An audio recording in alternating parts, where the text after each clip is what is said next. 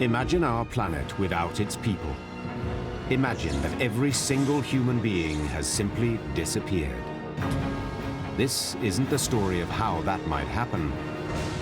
It's the story of what happens to the world we leave behind.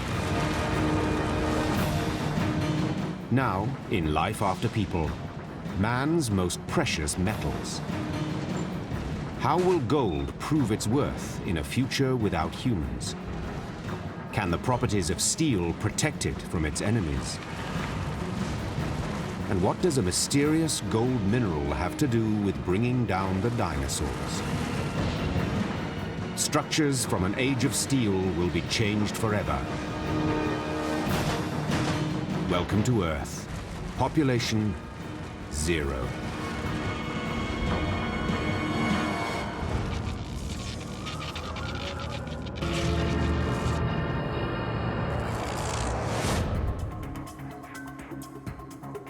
The great cities of mankind were built on metal, financed by gold, and constructed from steel. In the absence of man, these metals seem well armored in the battle for survival. But what properties will allow some to crumble and others to survive?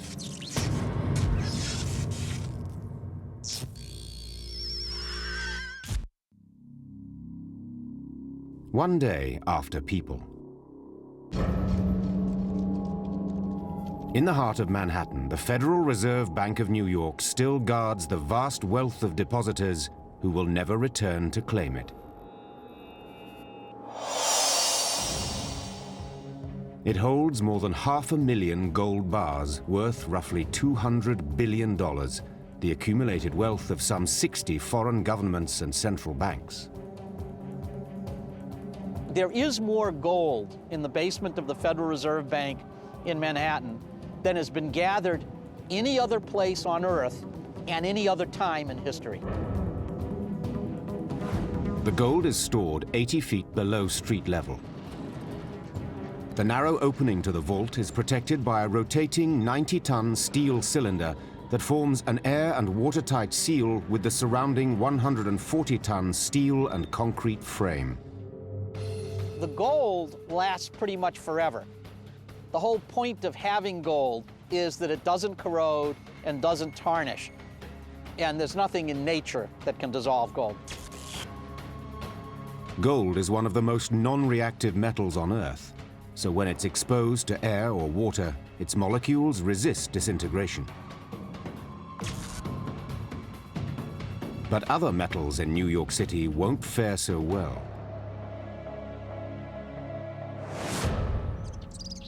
The steel canyon walls of Times Square are still a glittering urban shrine. But the streets have turned eerily quiet.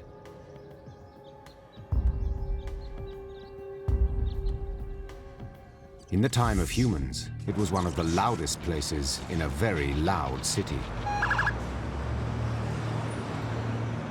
Sustained exposure to sound over 75 decibels was deemed dangerous to human ears. Yet the ambient noise here measured 80 decibels. Honking horns peaked at 90 decibels. And a passing ambulance siren screamed at 120. Now, these sounds are no more, leaving just the 50-decibel hum of thousands of air conditioning units. A world without people would be strangely silent. In many places, the dominant sound would be birdsong.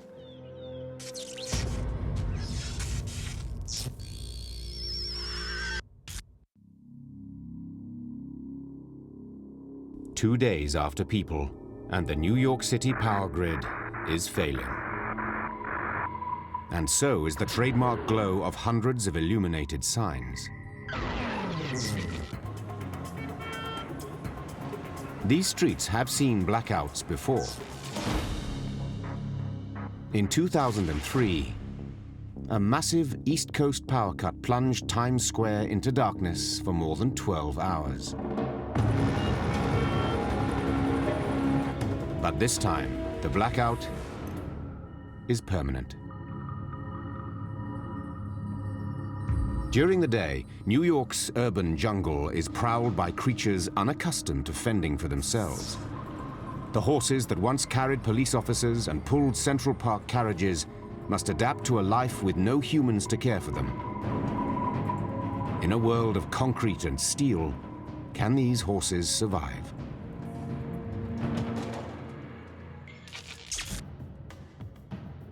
"875 miles west of New York City, the breaking point of metal is about to be tested. With a dozen breweries, St. Louis was known as America's brewing capital.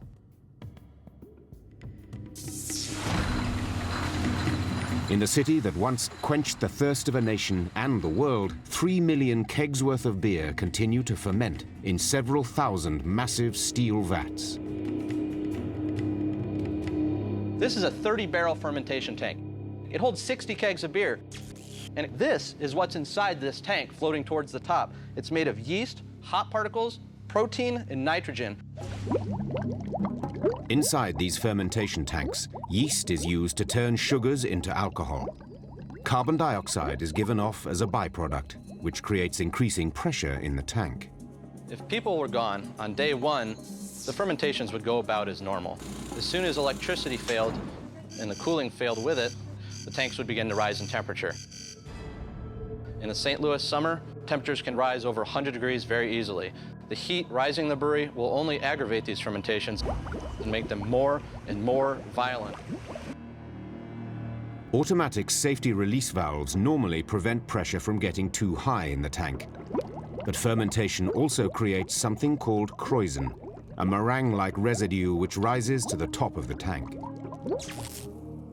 The extra heat triples the amount of kreuzen rising to the top, where it clogs the pressure relief valve. If this were to happen, it could cause a catastrophic failure over the course of 36 hours. In 2009, a fermenting vat explosion tore a 30-foot hole in the roof of a New Orleans brewery.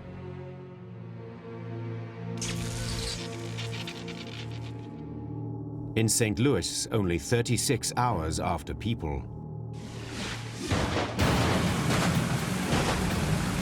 these violent eruptions blast holes in roofs as they unleash their intoxicating contents.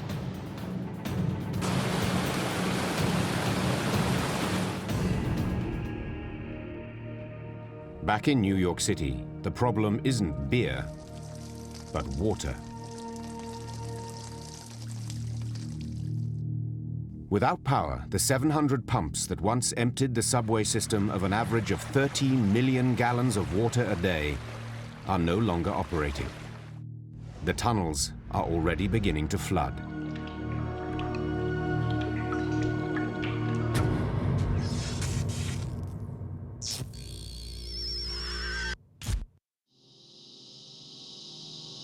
It's 6 months after people.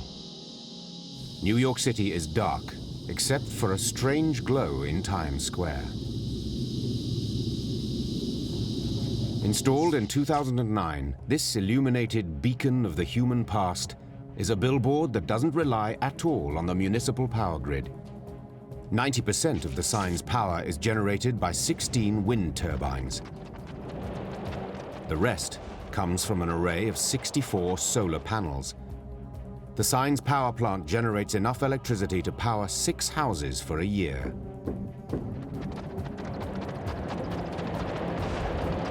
The turbine's blades were designed to resist freezing in winter and to automatically slow in the face of hurricane-force winds to prevent damage.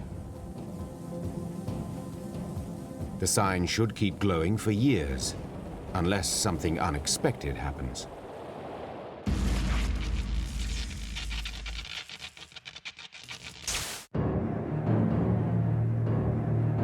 One year after people.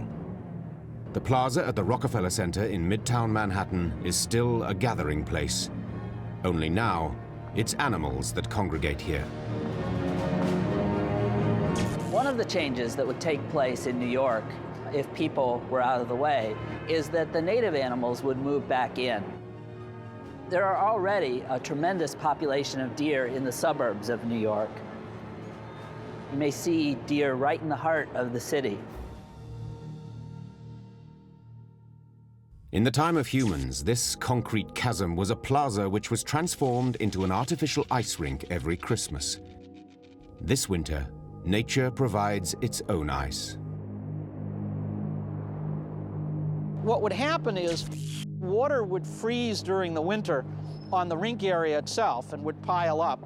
And during the spring, the little iceberg would melt and continue to add to the water underneath the buildings themselves. And that would begin to deteriorate the foundation. In the spring, the sunken plaza turns into a giant flower pot. The ice rink would definitely become a garden early. It would be wet more of the year, and that's good for growth. Lording over this urban garden is the statue of Prometheus. A figure from Greek mythology credited with creating mankind, he now presides over the destruction of what man has created. The Prometheus statue itself would survive very, very nicely. It's bronze, it's gilded, and for the first 5 or 10 years, the gold gilding on top of it would continue to shine. That's what gold does. But it's a very, very thin layer. The rain, the hail, the dust that blows around would eventually scour it down to the original bronze. 1 year after people, the slow decay progresses in silence. But soon the sounds of crashing steel and stone from above will turn Manhattan into an island of destruction. And something in their bones will bring down the dinosaurs.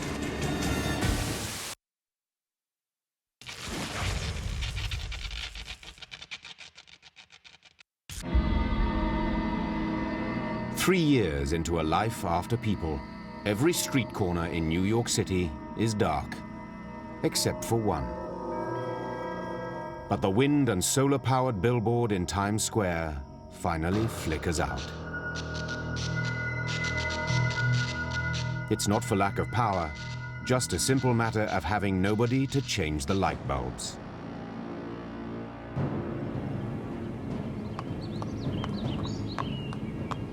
Meanwhile, the survivors of the urban horses that once patrolled Times Square and pulled tourists around Central Park have fled the city.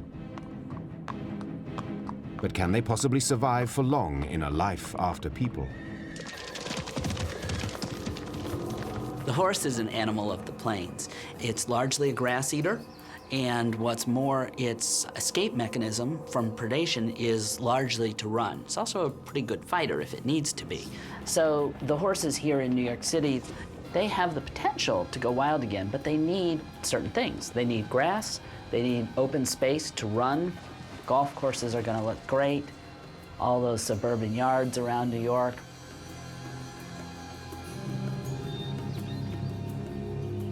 But soon, the gardens and golf courses will turn into forests which don't provide the grassy grazing environments that horses need. In order to survive, these horses need to find a suitable habitat in a hurry. Surprisingly, their best bet is to head for the beach. The grassy barrier islands of the Atlantic coast have already proved their ability to sustain herds of wild horses.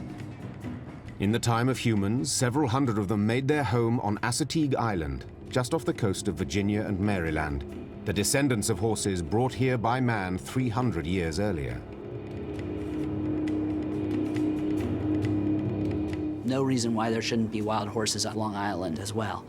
But it's a question of, are the horses, if the police horses or other horses that escape, are they gonna find those places in time?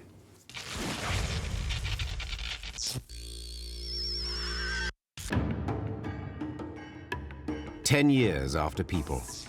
One of the most unusual steel structures, the Gateway Arch, still stands along the Mississippi River in St. Louis, little changed from the day humans last packed its observation deck high above the Mississippi River.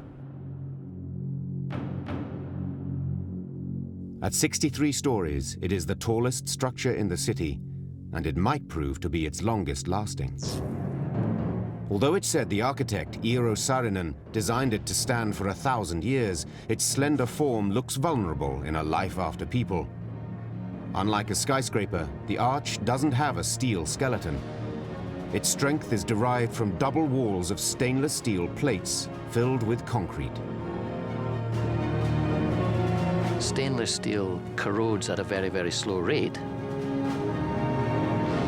The surface of the stainless steel is covered with a film of chromium oxide that can resist corrosion for decades. If people suddenly died off, I think it would probably stand for a long time. There's no water intrusion into the structure at all. With no water getting inside of it and no rust forming, there'd really be no reason why anything would happen to the structure itself. The arch remains as the gateway to the West, at least for now.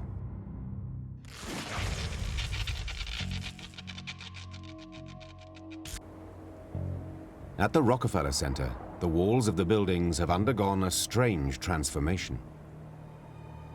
The seams between the blocks of the limestone that coats all these buildings, those seams would catch a lot of seeds and a lot of dirt, and even 20 or 30 years out, you would probably see a green grid begin to spread out over these buildings. Plants have already shown a relentless drive to colonize places in New York where they were never supposed to be. This is the High Line, an elevated railroad track that runs for 22 blocks along Manhattan's west side. It was completed in 1934, allowing trains to make pickups and deliveries directly from the warehouses and factories in the meatpacking district to Hell's Kitchen. But rail traffic declined in the 1950s as more cargo was transported by road. The last trains rumbled along parts of this line in 1980. Here you have a structure that's predominantly steel. It's in Manhattan, but nobody walked on it. Nobody paid any attention to it, except for the wildlife and the wild plants of the city. This ribbon of wilderness high above the city streets is proof that the Big Apple will turn green very quickly in the absence of humans.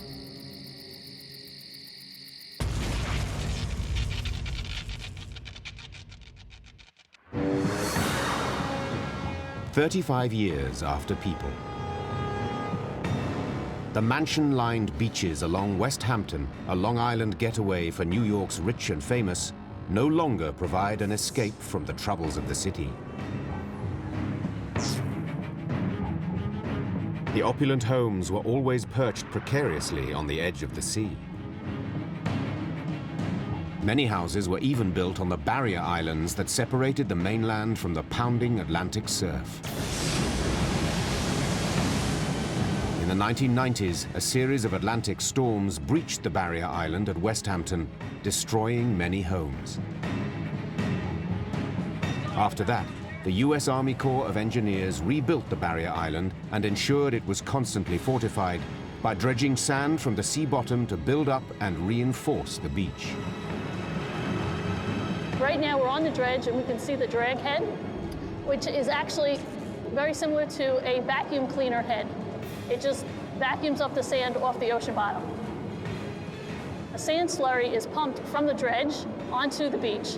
When it gets onto the beach, it is reshaped by earth-moving equipment on the beach. Every 4 years, the Army Corps pumped up to 1 million cubic yards of sand onto the beach. But without the Herculean effort of humans, the mansions of the rich and famous fall victim to the waves. If there were no humans to do some beach nourishment projects, we expect that tens of thousands of houses would be damaged and the low-lying areas of Long Island would be flooded.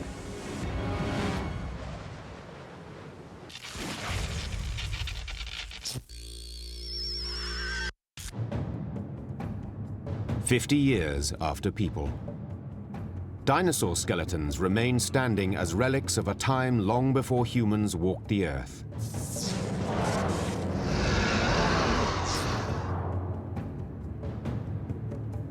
Their metal supports have kept them upright for decades, but there's a disease growing in their bones. It's called pyrite disease, named after the mineral pyrite, also known as fool's gold. It forms during the fossilization process as bacteria trigger a chemical reaction that replaces soft tissue with hard crystals. Fool's gold is one of the common minerals that forms around decaying organisms and that we find around fossils. A lot of the fossils I work on are literally golden in color. If fossils are kept under the right conditions, the pyrite inside remains stable. But in the presence of humid air, the mineral reacts with oxygen and expands. These growing crystals crack the bones from within.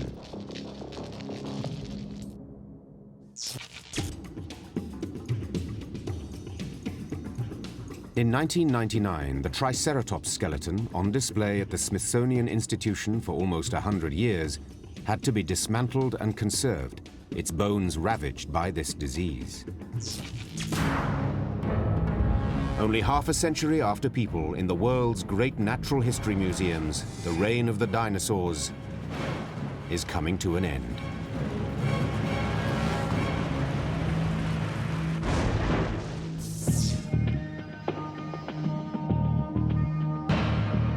High above New York City, the stainless steel crown of the Chrysler Building still shimmers. In the time of humans, the building's low-maintenance steel only had to be cleaned twice in a span of 76 years. On the 61st floor, the 8 stainless steel eagle gargoyles that keep watch over the city are constantly buffeted by high-level winds. The Chrysler Building is particularly exposed to the wind because there's not a lot of tall buildings to the east of it. The gargoyles are not really fastened super tightly to the structure of the building. They're an add-on. They're basically bolted into place. Its connection to the building corroded, one of the wingless eagles takes its first and final flight.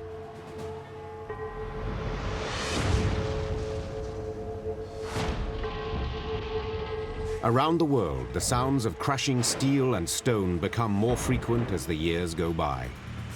It's a reality that is already tearing apart this once thriving spot in the Nevada desert, whose founders intended it to rival the city of Chicago. It's soon to be a reality in America's great cities, where the modern structures have a surprising flaw that can destroy them before their time.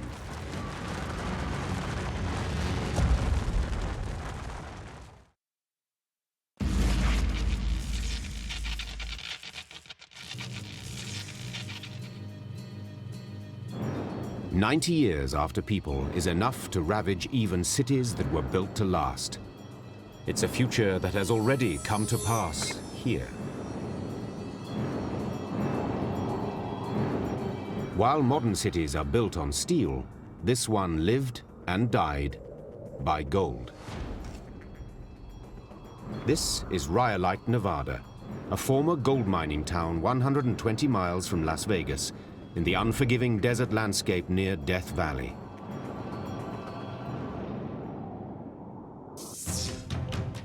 When gold fever struck the Nevada mountains in 1904, Rhyolite's population of 2 miners jumped to 1,200 people in just 6 months. Some found great success. In its first 3 years, the largest mine in the area produced over $1 million in gold, the equivalent of more than $24 million today. These riches fueled the construction of a town that the city's founders hoped would rival Chicago. By 1908, there were as many as 8,000 residents.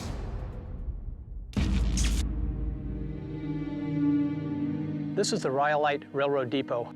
It was built in 1908. It's one of the first things that people would see when they would come into the town. Standing here today in this quiet ghost town, you can almost hear the sound of that coal-powered steam engine coming up the hill, the black smoke pouring out the coal stack. And as the people disembark onto the steps of the station, you could almost hear their excited shouts and cries as they come down to visit what they hope is going to be a golden future.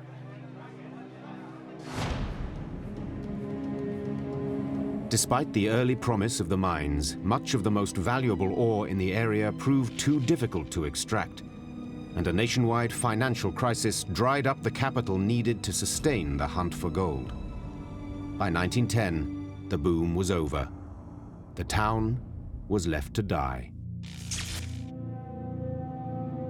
Rhyolite may look like a classic Old West ghost town, but the structures here tell a unique story.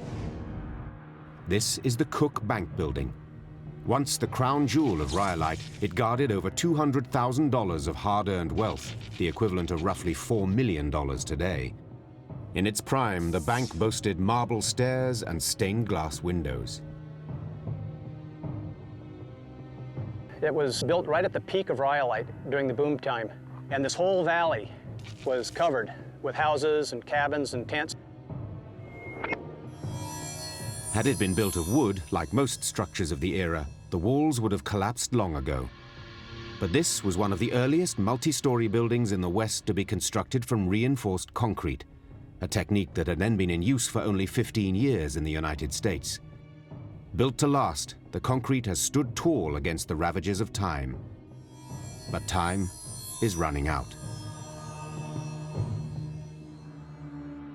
When you look at these buildings like this, all this massive concrete structure is only 100 years later, and we're sitting here looking at a shell of a building that's crumbling to the dust. Another 100 years from now, this building will be nothing but gravel and sand. The enemy in Death Valley is not moisture. This is one of the driest places on Earth. Located in the mountains, Rhyolite still averages only about 6 inches of rain a year. What there is plenty of is wind and sand. The abrasive, grinding action of the desert wind is like a sandblasting tool. The particles erode surfaces and penetrate into cracks. The concrete delaminates, causing layers to separate from within, and the structure crumbles. As you can tell, it's a dangerous place. The building has been standing here for 100 years, and if you look up, you'll see that the building is almost ready to topple under its own weight. Man helped nature along in its destruction of Rhyolite. People began scavenging wood supports and other useful materials that were scarce in the remote desert. The floor joists were sawed off and removed from the building soon after the building was abandoned.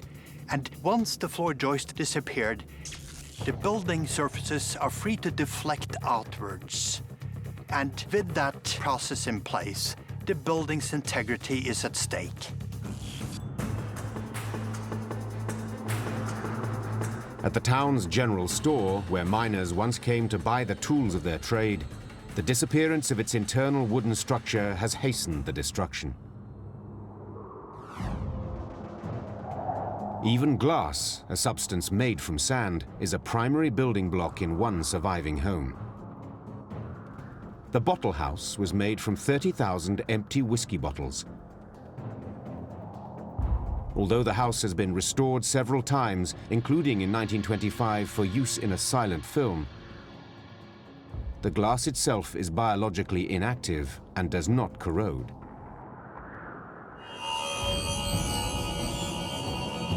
Rhyolite's ambitious founders hoped to build a metropolis in the desert. Instead, after 90 years, it is on the verge of vanishing off the map. This shows that you can set up a city and it will crumble down and go away within a couple hundred years.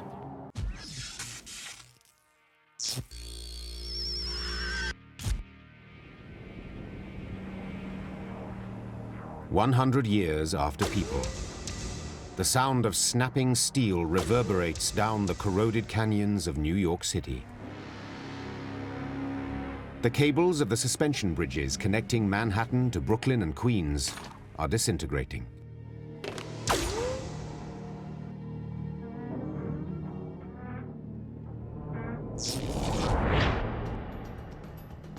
The roadway of the Brooklyn Bridge is held up by just over 1,000 vertical suspender or hanger cables, each about the thickness of a human wrist. Each cable is made up of 7 strands of steel twisted around each other, a total of 100 miles of steel in every cable. The cables are galvanized, covered in a protective coating of zinc, which corrodes much more slowly than the underlying steel. This is a wire from a cable from an existing bridge, a hanger cable. And you look at the condition of the cable. You can see the paint is peeling off, and you can see that there are places where there's red rust. That means that the coating on these wires, which are mostly galvanized coating, the galvanizing is failing. And so now you have a wire that's going to rust, and you may have failures by fracture of individual wires. Once you've broken enough of the wires, then you begin to break wires as kind of a cascade. And you'll see them fray, and then the rope will fail.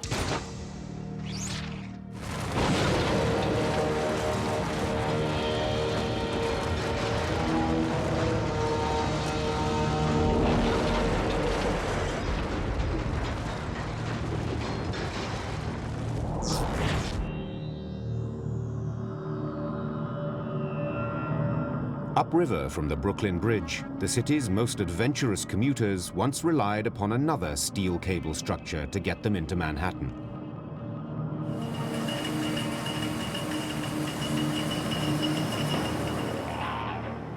The only thing holding up the Roosevelt tramway is a pair of 2-inch diameter wire ropes.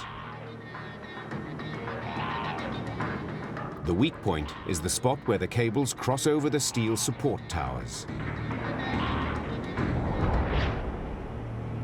Especially where the cable goes across over the saddles and at the terminals, the cable is bent back and forth as the tram goes across it. So you tend to get some fatigue loading in the cables, and that is what actually uses up the life of the cable.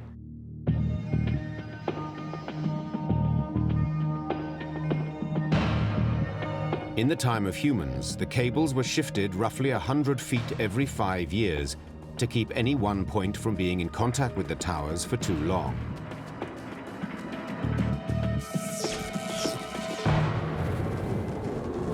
Even though the tram hasn't moved along the cable for 100 years, wind has continued to buffet the tramway, causing stress on the wires near the towers. They snap, and the tramcar plunges 250 feet into the East River.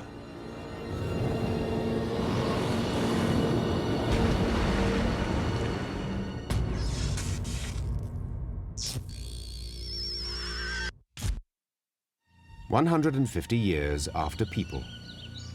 At the Rockefeller Center, where once a tree had to be brought in by road to celebrate the holiday season, the greenery is now on permanent display. The skyscrapers that made New York famous have transformed into vertical ecosystems. Towards the bottoms of the building, you'll begin to get rubble and soil accumulating. And you'll get things that like those sort of dry environments, things like oak and hickory and a wide variety of grasses. The higher up you go, the more wind you're going to have and the drier it's going to be. So those are places where the plants that colonize the outside of the building are going to be cliff dwellers. 150 years after people sees the beginning of the era of the great building collapses in New York City. Surprisingly, it's the newer buildings that are crumbling the fastest. While the walls of older buildings had to be strong, integral parts of the structure, new types of steel developed in the mid-20th century allowed most of a building's weight to be carried by the inner columns. So most of New York City's post-war skyscrapers were built using a glass and steel curtain wall technique, in which the outer walls just form a lightweight protective skin of steel and glass. One of the big complaints New Yorkers have of newer buildings is that they all leak. Well, if they all leak while we're maintaining them, they're all going to leak a lot when we're not maintaining them.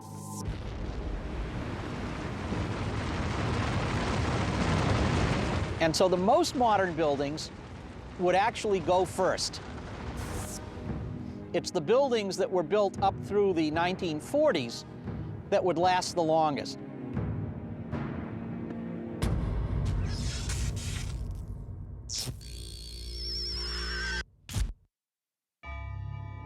"200 years after people. With the collapse of the modern skyscrapers, New York's silhouette is a throwback to the Great Depression.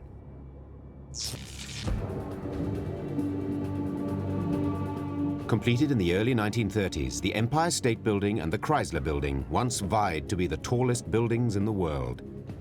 The Chrysler held that crown for less than a year before the Empire State surpassed it. Now, the rivalry is over. The Empire State Building slips from the skyline.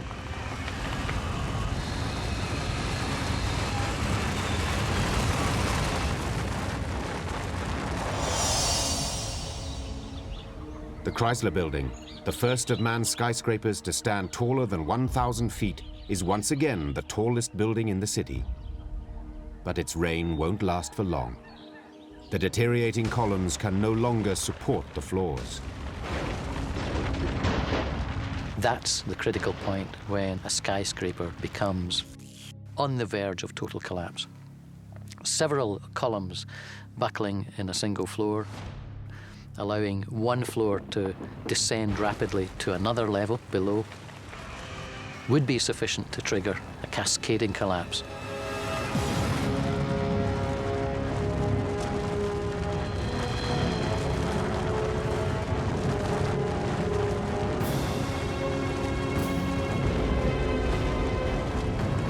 The skyline of New York is now unrecognizable.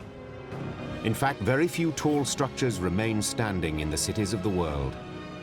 One of the exceptions is the Gateway Arch in St. Louis. But a small part added to the structure at the last minute holds the key to its destruction.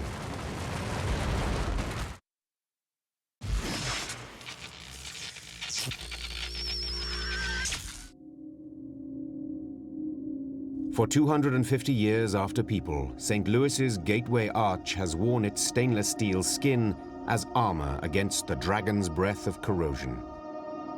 But stainless steel isn't invincible. It doesn't last forever. The mechanism for final failure will probably be around the center of the arch at the top. That's its thinnest point. The thinnest points are the two sections that form the keystone, steel triangles 17 feet long by 18 feet high, the last pieces to be installed.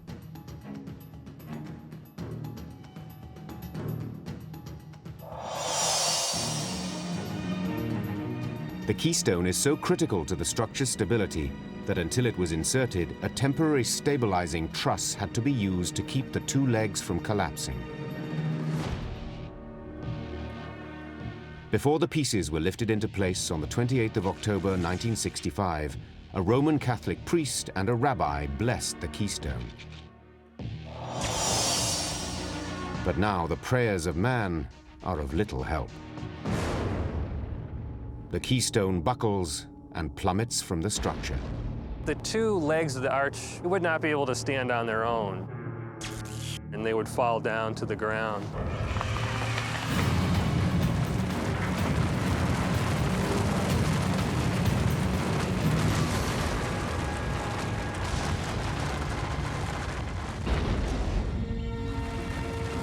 The first 250 years after people have seen the skylines of our cities crumble. Now the ruins will be swallowed up by water, soil, and plants.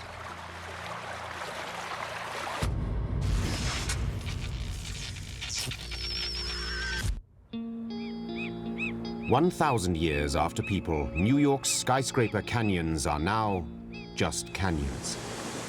Rivers flow where taxis once patrolled. Their course is going to follow what used to be the streets and are now these sort of pseudo-canyons at the bottom of these strangely shaped hills that are the rubble left of the skyscrapers.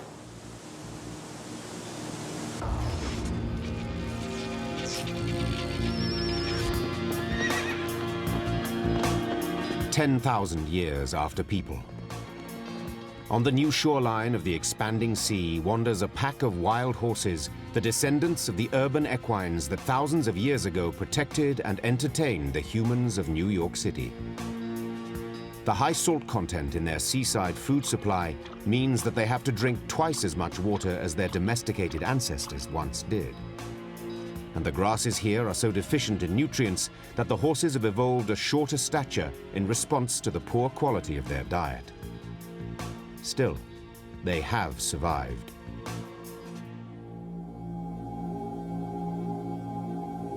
Buried in the ground beneath their feet, a corroding steel crypt holds tight to its precious contents. Once 80 feet below street level, the Federal Reserve Gold Vault is now hundreds of feet underground and inundated with water from rising sea levels. Inside, the largest stockpile of gold ever assembled on Earth remains well preserved. They're underground, but they're encased in steel. Now, steel will be much less happy underground. If you look at archaeological iron steel implements, on the surface they rust. Underground they tend to pit and corrode. Although the steel will eventually corrode, the gold bars themselves should last not just for thousands of years, but even millions. When the future archaeologists find it, they're going to wonder about the culture that built such an amazing temple and sanctuary. The 24-karat gold will live on as a precious metal. Once mined, molded, and guarded by humans, it has now returned to the Earth in a life after people.